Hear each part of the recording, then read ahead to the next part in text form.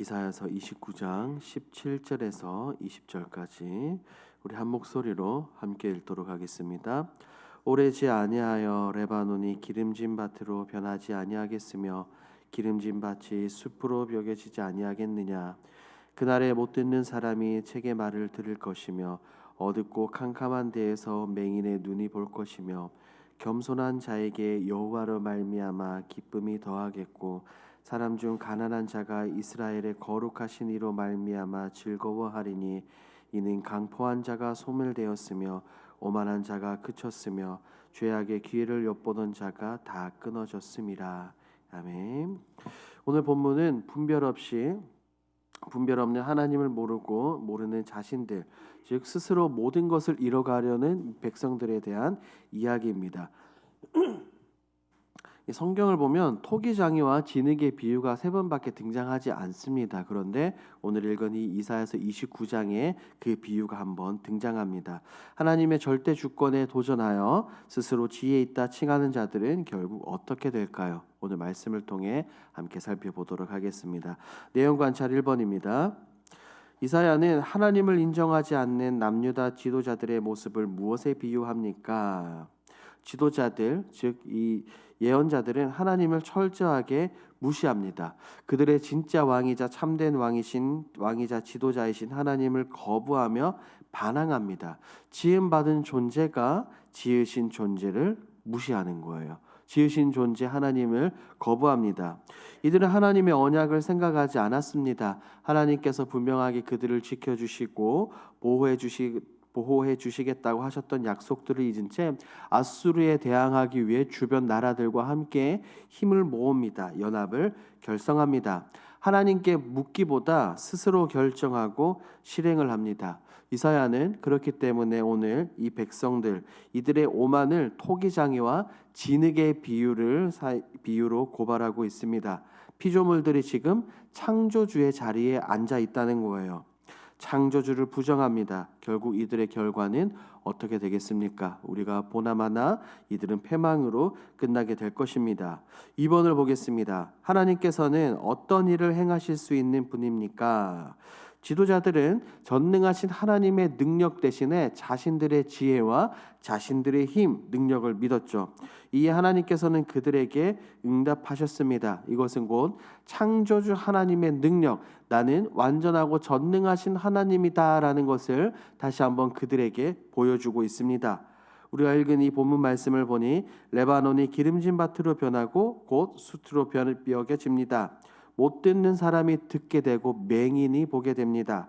막혔던 귀가 뚫리게 되며 죽음과 저주에서 생명과 축복으로 옮겨지게 됩니다. 이것은 아무리 힘세고 아무리 똑똑한 사람이라 할지라도 할 수 없습니다. 오직 살아계신 하나님 한 분만이 하실 수 있는 일이죠. 인간이 할 수 없는 능력, 전능하신 하나님께서 이 모든 것을 회복할 수 있습니다. 지금 이사야는 백성들에게 이 하나님에 대해서, 하나님의 능력에 대해서 강조하고 있습니다.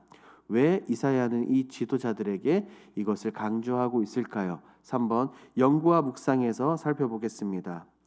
이사야는 왜 하나님께서 일으키실 변화를 길게 강조합니까? 앞서 잠시 말씀드린 것처럼 지도자들은 기적을 일으키신 하나님보다 자신들의 정치력, 지도력, 자신들의 머리와 능력을 더 의지했습니다. 이 강대국 아수르를 맞서 이길 수 있는 방법은 연합군이라고 생각했기 때문에 하나님 앞에 나와 무릎 꿇고 기도하기보다 그들은 하나님 대신에 다른 나라들을 더 의지했습니다. 그래서 15절을 보면 이렇게 말하죠. 자기의 계획을 여호와께 깊이 숨기려 하는 자들이라고 성경은 우리에게 말하고 있습니다. 백성들은 지금 이것을 분명하게 깨닫고 있지 못하기 때문에 이사야가 강조하고 있어요. 하나님께서 베푸실 이 기적에 대해서도 언급하고 있지만 더불어 악인들, 죄인들이 심판받고 사라지게 될 것도 이야기를 합니다. 강포한 자와 오만한 자들은 심판을 받아 소멸이 될 것입니다.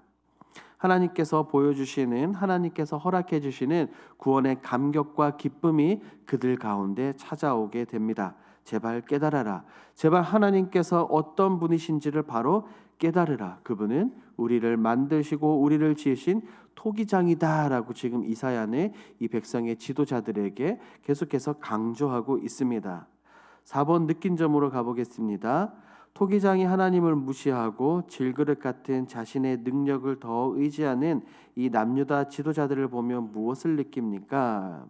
저는 먼저 이 본문에 나오는 이 지도자들을 보며 제 스스로가 얼마나 교만한지를 생각해 보게 됩니다. 분명히 하나님은 전능하신 분이시며 모든 것을 하실 수 있는데 내 삶 속에서 하나님께서 역사하실 자리가 얼만큼 있는지 생각해 봅니다. 마치 내 본문에 나오는 지도자들처럼 하나님보다 내 생각, 내 계획, 내 지혜를 더 의지하지는 않았는지 생각해 봅니다. 내가 그만큼 똑똑하다는 겁니다. 내가 그만큼 경험이 많고 내가 그만큼 많이 배웠다는 겁니다. 이런 저의 모습, 이런 우리들의 모습은 본문에 나오는 지도자들의 모습과 너무나도 비슷하지 않습니까? 아니, 어떻게 보면 완벽하게 우리의 모습을 그대로 고발하고 있는 것 같습니다. 오직 창조주 하나님만이 모든 것을 하실 수 있습니다. 전지하신 하나님, 전능하신 하나님이시죠. 그에 반해 우리는 어떻습니까? 유한한 존재이며 한낱 피조물입니다. 하나님께 지음받은 존재입니다. 그러므로 우리가 해야 될 것은 무엇입니까? 내 힘으로 어떻게든지 아등바등하며 달려가는 것이 아니라 이 창조주 하나님께 붙어 있는 것입니다. 그런 말이 있죠. 걷는 사람 위에 뛰는 사람이 있고 뛰는 사람 위에 나는 사람이 있습니다. 하지만 우리 그리스도인들은 거기에서 한 걸음 더 나아가야 합니다. 한 걸음 더 나아가 하나님께 붙어 있는 그런 사람들, 그런 존재가 되어야 합니다. 하나님께 붙어서 모든 것을 이뤄가야 될 줄 믿습니다. 이렇게 내 생각은 내려놓고 하나님만 의지하시는 저와 여러분들이 되길 주님의 이름으로 축복합니다. 5번입니다. 하나님께 충분히 기도하며 의지하지 않고 내 힘으로 해결하려 한 일은 무엇입니까? 아마 우리들의 삶을 뒤돌아보면 여러 가지 이런 경우들이 있었을 겁니다. 그리고 그 일 때문에 때로는 곤란과 어려움, 낭패를 겪기도 했을 것입니다. 내 힘과 생각, 노력에는 분명한 한계가 있습니다. 우리는 분명하게 시간 안에 존재하는 유한한 존재이기 때문이죠. 하지만 무한하신 하나님께서 역사하신다면 어떻게 될까요? 우리는 무한하신 하나님과 함께하기 위해 반드시 기도하며 무릎으로 말씀을 붙들고 나아가야 될 줄 믿습니다. 예를 들어서 이제 한 달 앞으로 다가온 이 새생명 전도 축제가 있어요. 내 힘으로 아무리 해보려고 노력을 해도 내 남편과 내 아내, 내 자녀들과 내 자녀 손들을 이 교회로 예배 자리로 인도할 수 있습니까? 쉽지 않습니다. 아무리 달래봐도 어려워요. 그렇다면 결국 우리에게 남아있는 한 가지는 무엇입니까? 오직 기도밖에 없습니다. 기도만이 살 길입니다. 기도를 통해 이 성령 하나님의 상황과 환경과 여건을 변화시켜 주실 줄 믿습니다. 오직 기도를 통해 그것을 경험하시는 저와 여러분들이 되길 주님의 이름으로 축복합니다. 5-1번입니다.